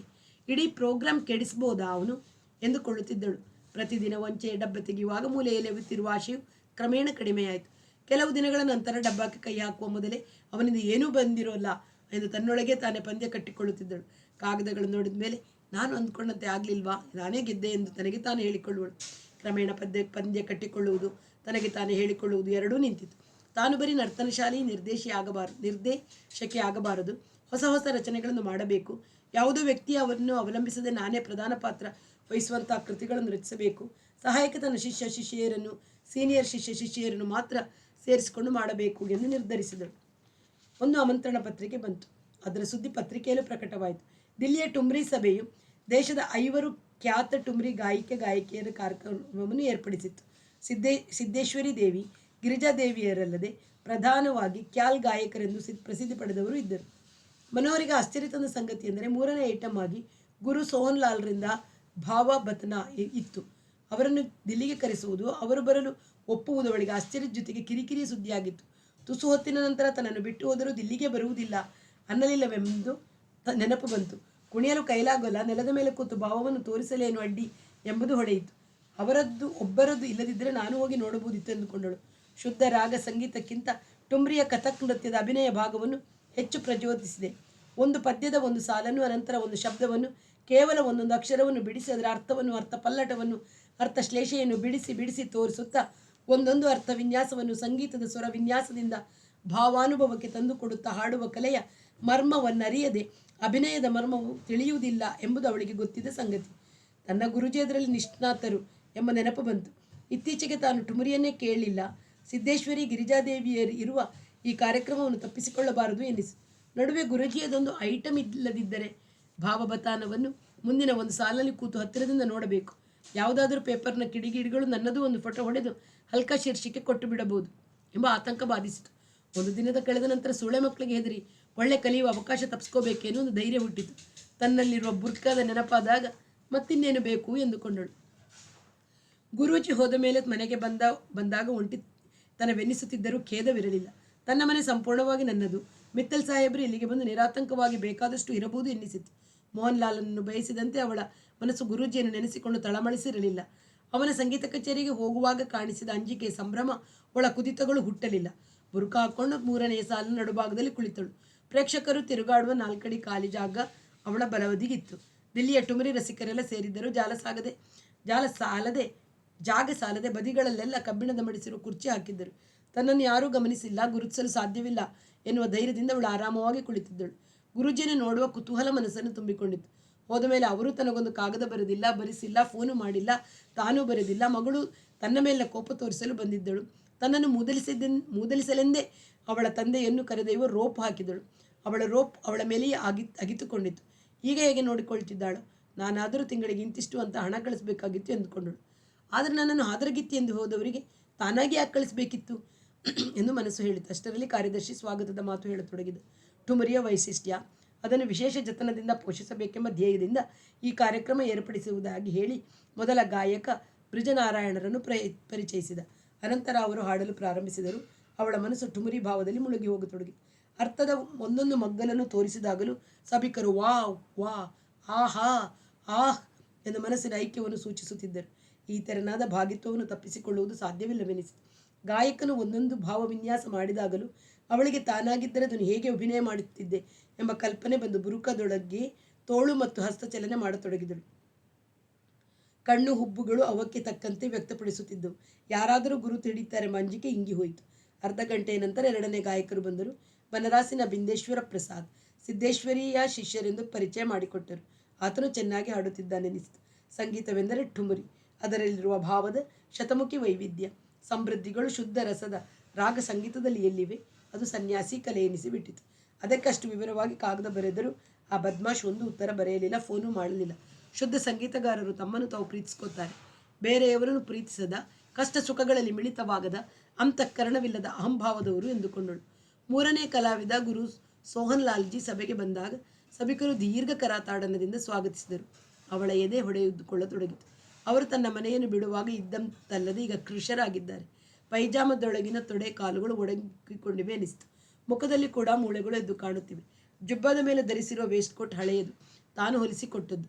ವೇದಿಕೆಯ ಮಧ್ಯದಲ್ಲಿ ಅರೆ ಪದ್ಮಾಸನದಲ್ಲಿ ಕುಳಿತರು. ಅವರಿಗೆ ಆಡಲು ಕುಳಿತವರು ಸಾಹಿಬ್ ಸಿಂಗ್ ಕಜರಿವಾಲ್. ಬಹಳ ಹಿಂದಿನ ತಲೆ. ಇವರ ಸ್ನೇಹಿತರು, ಜೊತೆಗೊಬ್ಬ ಸಾರಂಗಿ, ಒಬ್ಬ ತಬಲಿಯ. ಸೋಹನ್ ಲಾಲ್ಜಿ ಹೆಗಲ ಮೇಲಿದ್ದ ಕೆಂಪು ಶಾಲನ್ನು ತಮ್ಮ ಕಾಲು ತೊಡೆಗಳು ಮುಚ್ಚುವಂತೆ ಹಾಕಿಕೊಂಡರು. ಪರಿಚಯಿಸುವ ಕಾರ್ಯದರ್ಶಿ ಮಾತಾಡಿದ. ದಿಲ್ಲಿಯನ್ನು ಬಿಟ್ಟು ಮಗಳ ಮನೆಗೆ ಹೋದ ಗುರು ಸೋಹನ್ ಲಾಲ್ಜಿ ಮಹಾರಾಜರು ಈಗ ಮೊಟ್ಟ ಮೊದಲ ದಿಲ್ಲಿಗೆ ಪಾದಸ್ಪರ್ಶ ಮಾಡಿದ್ದಾರೆ. ಭಾವ ಮತ್ತು ಅರ್ಥಗಳನ್ನು ಅಭಿನಯದಲ್ಲಿ ವ್ಯಕ್ತಪಡಿಸುವ ಮೂಲಕ ಇವರಂತೆ ಭಾವಗಳನ್ನು ತೋರಿಸುವ ನರ್ತಕರು ಬೇರೊಬ್ಬರಿಲ್ಲ ಅಂದರೆ ಅತಿಶಯೋಕ್ತಿ ಇಲ್ಲ. ಈ ವಯಸ್ಸಿನಲ್ಲೂ ಅವರಿಗಿರುವ ಅರ್ಥವಿನ್ಯಾಸ ಶಕ್ತಿಯನ್ನು ದಿಲ್ಲಿಯ ರಸಿಕರು ಅನುಭವಿಸಿ ತಿಳಿಯಲೆಂದು ಅವರು ದೊಡ್ಡ ಮನಸ್ಸು ಮಾಡಿ ಬಂದಿದ್ದಾರೆ. ಅಷ್ಟರಲ್ಲಿ ವಿರಾಮದ ನಂತರ ಹಾಡಲು ನಿಯೋಜಿಸಿದ್ದ ತಾರಾ ಮೌಲ್ಯದ ತುಮರಿ ಗಾಯಕಿ ಗಿರಿಜಾ ದೇವಿ ಸಿದ್ದೇಶ್ವರಿಯರು ಸಭೆಗೆ ಮುಂದಿನ ಸಾಲಲ್ಲಿ ನಡುಭಾಗದಲ್ಲಿ ಕುಳಿತು ವೇದಿಕೆಯ ಮೇಲಿದ್ದ ಗುರೂಜಿಗೆ ಕೈ ಮುಗಿದರು. ಅದನ್ನು ಅವರು ಸ್ವೀಕರಿಸಿ ಪ್ರತಿವಾದನೆ ಮಾಡಿದರು. ಇವಳ ಎದೆ ಬಡಿತ ಮತ್ತಷ್ಟು ಏರಿತು. ಸಾಹಿಬ್ ಸಿಂಗ್ ಹಾಡಿದರು. ಗುರೂಜಿ ಅಭಿನಯಿಸತೊಡಗಿದರು. ಘಿರ್ ಘಿರ್ ಆಯಿ ಬಾದಾರ ತನಗೆ ಗೊತ್ತಿದ್ದ ಕವಿತೆ. ಗುರೂಜಿಯೇ ಕಲಿಸಿದ್ದು. ಸಾಹಿಬ್ ಸಿಂಗರು ವಯಸ್ಸಾಗಿದ್ದರೂ ಎಷ್ಟು ಭಾವಪೂರ್ಣವಾಗಿ ಹಾಡುತ್ತಿದ್ದಾರೆ. ಬುರುಕಾದೊಳಗೆ ಅಭಿನಯಿಸಬೇಕೆಂದು ತನಗೆ ಒತ್ತಡವಾಗಿದೆ. ಮೂಳೆಗಳು ಪ್ರಧಾನವಾದ, ಕಣ್ಣುಗಳು ಗುಳಿಬಿದ್ದ, ಕಣ್ಣಿನ ಕೆಳಗೆ ಮಾಂಸಖಂಡವು ಇಳಿಬಿದ್ದ, ಬೊಕ್ಕತಲೆಯ ಹಿನ್ನೆಲೆಯಲ್ಲಿ ಇನ್ನೂ ಅಗಲವಾಗಿ ಕಾಣುವ ಗುರೂಜಿಯ ಮುಖವು ಭಾವವನ್ನು ವ್ಯಕ್ತಪಡಿಸತೊಡಗಿತು. ಅದಕ್ಕೆ ತಕ್ಕ ಹಸ್ತವಿನ್ಯಾಸಗಳು. ಕುಳಿತಲ್ಲಿಯೇ ನರ್ತಿಸುತ್ತಿದ್ದಾರೆಂಬ ಭಾವ ಸೃಷ್ಟಿಯಾಯಿತು. ಬೇಸಿಗೆಯ ಶಕೆಯಿಂದ ಬಳಲಿ ಜೀವಶಕ್ತಿಯು ಕನಿಷ್ಠಕ್ಕಿಳಿದ ಭೂಮಿಗೆ ಭರವಸೆಯನ್ನು ನೀಡುವ ಮೇಘರಾಗದ ಮೋಡಗಳು. ಆಕಾಶದಲ್ಲಿ ಘೇರೈಸುವ ಅರ್ಥದಲ್ಲಿ ಅವರ ಅಭಿನಯದಲ್ಲಿ ಎಷ್ಟು ಸಹಜವಾಗಿ ಮೂಡಿಬಂತು. ಗಿರಿಜಾ ಸಿದ್ದೇಶ್ವರಿ ದೇವಿಯರಿಬ್ಬರು ಒಟ್ಟಿಗೆ ವಾಹ್ ಎಂದು ಅವರ ಅಭಿನಯಕ್ಕೆ ಒತ್ತಾಸೆ ಎಂಬಂತೆ ಕೈಗಳನ್ನು ಮೇರು ಚಾವಣಿಯಂತೆ ಎತ್ತಿದರು. ಮೇಘ ಮಲ್ಹಾರವಾಯಿತು. ಗಾಯಕನ ಕಂಠದ ಬದಲಾದ ರಾಗಗಳಿಗೆ ಅನುಗುಣವಾಗಿ ಇವರು ಅಭಿನಯಿಸುತ್ತಿದ್ದಾರೋ, ಇವರ ಅಭಿನಯದ ಭಾವ ಪರಿವರ್ತನೆಗಳನ್ನು ಅನುಸರಿಸಿ ಅವರು ಹಾಡುತ್ತಿದ್ದಾರೋ ಎಂಬುದಂತ ತಿಳಿಯದಂಥ ಹೊಂದಾಣಿಕೆ. ಅವರ ಮುಂದೆ ಇಟ್ಟಿದ್ದ ಮೈಕಿನಲ್ಲಿ ಅವರೂ ಅಭಿನಯದ ಜೊತೆಗೆ ಹಾಡುತ್ತಿದ್ದಾರೆಂಬಂತೆ ಭಾಸವಾಗುತ್ತಿತ್ತು. ಬಾತಾನಕ್ಕೆ ನರ್ತಕನೇ ಹಾಡಿಕೊಂಡು ಅಭಿನಯಿಸುವ ಪೂರ್ವ ಪದ್ಧತಿ ಅವಳಿಗೆ ನೆನಪಿಗೆ ಬಂತು. ಘೀರ್ ಘೀರ್ ಆಯಿ ಬಾದಾರ ಒಂದೇ ಚೋಟು ಸಾಲನ್ನು ಅದೆಷ್ಟು ಬಗೆಯ ಅರ್ಥಗಳಲ್ಲಿ ಅಭಿನಯಿಸುತ್ತಿದ್ದಾರೆ. ಕೃಷ್ಣ ಮೇಘಗಳು ಒಂದರ ಮೇಲೊಂದು ಗೇರಾಯಿಸಿದ ಭಯ ಹುಟ್ಟಿಸುವ ಗುಡುಗು ಮಿಂಚುಗಳಿಂದ ದಿಗ್ಮೋಡಗೊಳಿಸುವ ತಂಗಾಳಿಯಿಂದ ತೇಲಿ ಬಂದು ಒಕ್ಕೂಡಿ ಹಿತವನ್ನು ಉಂಟು ಮಾಡುವ ಶಕೆಯ ಕ್ರೌರ್ಯ ಕಳೆಯಿತೆಂದು ಸಂಕಟ ನಿವಾರಣೆಯನ್ನು ಸೂಚಿಸುವ ಅರ್ಥ ತರಂಗಗಳನ್ನು ಒಂದರ ನಂತರ ತೊಂದರಂತೆ ಅಭಿನಯದಿಂದ ಸೃಷ್ಟಿಸುತ್ತಾ ಮೋಡವೆಂದರೆ ತುಂಬಿದ ತಲೆಗೂದಲೆಂಬ ಭಾವವನ್ನು ಹೊಮ್ಮಿಸಿಬಿಟ್ಟರು. ಅಲ್ಲಿಂದ ಭೈರವಿಯ ಭಾವಕ್ಕೆ ತಿರುಗಿ ಘೇರೈಸುವ ಮೋಡಗಳು ಪ್ರೇಮಿಯ ಹೃದಯವನ್ನು ಮುತ್ತಿ ಹುಟ್ಟಿಸುವ ಸಂಶಯಗಳೆಂಬ ಭಾವಕ್ಕೆ ಪಲ್ಲಟಗೊಂಡವು. ವಿರಹದ ಅದೆಷ್ಟು ಭಾವಗಳು. ಮೋಡವು ಸುರಿಯುವುದು ಭೂಮಂಡಲವನ್ನು ಸುಡುವ ಶಕೆಯಿಂದ ಮುಕ್ತಿಗೊಳಿಸುವ ಮಳೆಯನ್ನು ಮಾತ್ರವಲ್ಲ, ವಿರಹಿಯ ಬಿಸಿ ಹೃದಯವನ್ನು ಹಿಂಡುವ ಕಣ್ಣೀರನ್ನು ಎಂಬ ಅಭಿನಯ. ಒಂದೇ ಸಾಲಿಗೆ ಇಷ್ಟೊಂದು ಅರ್ಥಗಳು ತಾನು ಎಣಿಸಿರಲಿಲ್ಲ. ಸೂಕ್ಷ್ಮ ಅರ್ಥ ಭಾವಗಳನ್ನು ಎಣಿಸಿದರೆ ಇಷ್ಟರಲ್ಲಿ 20 ದಾಟುತ್ತಿತ್ತು. ಇನ್ನೂ ಎಷ್ಟೋ ಅರ್ಥಗಳನ್ನು ಅವರ ಅಭಿನಯ ರಹಸ್ಯದಲ್ಲಿ ಹುದುಗಿಸಿ ಕೊಟ್ಟಿದ್ದರೋ ನನಗೆ ಕಲಿಸಿದ್ದರು. ನಾನು ಪೂರ್ತಿಯಾಗಿ ಗ್ರಹಿಸಿರಲಿಲ್ಲ. ಇವೆಲ್ಲ ಪೂರ್ತಿಯಾಗಿ ಕಲಿಸುವಂಥವಲ್ಲ, ತನ್ನ ಪ್ರತಿಭೆಯಿಂದ ತಕ್ಷಣ ನಿರ್ಮಿಸಬೇಕಾದ್ದು. ಬೊಕ್ಕತಲೆಯ 83 ವರ್ಷದ ಕೊಕ್ಕು ಮೂಗಿನ ಗುಳಿಬೆನ್ನೆ ಕನ್ನೆಗಳ ಮುಖದಲ್ಲಿ ಯಮುನಾ ತಟಕ್ಕೆ ಬಂದು ಬಿರು ಮೋಡದ ಭಯಕ್ಕೆ ಸಿಕ್ಕಿಬಿದ್ದ ರಾಧೆಯ ತರುಣ ಸುಂದರ ಮುಖವನ್ನು ಹೇಗೆ ಮೂಡಿಸಿಬಿಟ್ಟಿದ್ದಾರೆ. ಅವಳೊಳಗೆ ಅದ್ಭುತ ಕಂಡಂತಾಯಿತು. ಗುರೂಜಿಯ ಬಗೆಗೆ ಭಕ್ತಿ ಒಸರಿತು. ಅವರ ಅಭಿನಯವನ್ನು ಸಮಾಪ್ತಿಗೊಳಿಸಿದಾಗ ಸಭಿಕರು ದಿಗ್ಮೂಢರಾಗಿ ಕುಳಿತಿದ್ದರು. ಗಿರಿಜಾದೇವಿ ಸಿದ್ದೇಶ್ವರಿಯವರು ಎದ್ದು ನಿಂತು ಅದ್ಭುತ ಎಂದರು. ಮನೋಹರಿಗೆ ಸ್ವಾಧೀನ ತಪ್ಪಿತ್ತು. ಕೂತಲ್ಲಿಂದ ಎದ್ದು ದಡದಡನೆ ವೇದಿಕೆಯ ಕಡೆಗೆ ಓಡಿದಳು. ಮೆಟ್ಟಿಲುಗಳನ್ನು ಹತ್ತುವಾಗ ತನ್ನ ಬುರುಕವನ್ನು ಬಿಚ್ಚಿ ಒಗೆದಳು. ಎಲ್ಲರಿಗೂ ಅವಳ ಗುರುತು ಸಿಕ್ಕಿತು. ವೇದಿಕೆಯ ಮೇಲೆ ನುಗ್ಗಿ ನಡೆದು ಬಾಗಿ ಪಾದಗಳನ್ನು ಹಿಡಿದು, ಗುರೂಜಿ, ನನ್ನನ್ನು ಕ್ಷಮಿಸಿ, ಈ ಅಲ್ಪಳನ್ನು ಕ್ಷಮಿಸಿ. ನಿಮ್ಮನ್ನು ದೆಲ್ಲಿಯಿಂದ ಹೊರಗೆ ಕಳಿಸೋದಿಲ್ಲ. ಮನೆಯ ಯಜಮಾನರು ನೀವು ಕೋಪಿಸಿಕೊಂಡಿದ್ದರೆ ನನ್ನ ವಿದ್ಯೆ ನಾಶವಾಗುತ್ತೆ ಎಂದು ಬಿಕ್ಕುವ ಗಂಟಲಿಂದ ಬಡಬಡಿಸಿದುದು ಮೈಕಿನ ಮೂಲಕ ಇಡೀ ಸಭೆಯನ್ನು ತುಂಬಿಕೊಂಡವು. 10 ಕ್ಯಾಮರಾಗಳು ಮಿಂಚುಗಳು ಹೊಳೆದವು. ಅವಳ ಗಟ್ಟಿಯಾಗಿ ಬಿಕ್ಕಿ ಅಳುವುದನ್ನು ಮೈಕು ಬಿತ್ತರಿಸಿತು. ಮುಂದಿನ ಭಾಗವನ್ನು ಮತ್ತೆ ಕೇಳೋಣ. ಅಲ್ಲಿಯವರೆಗೆಲ್ಲರಿಗೂ ನಮಸ್ಕಾರ. ವಾಸವಿ ಸಾಹಿತ್ಯ ಕಲಾವೇದಿಕೆ ಸುಳ್ಯ.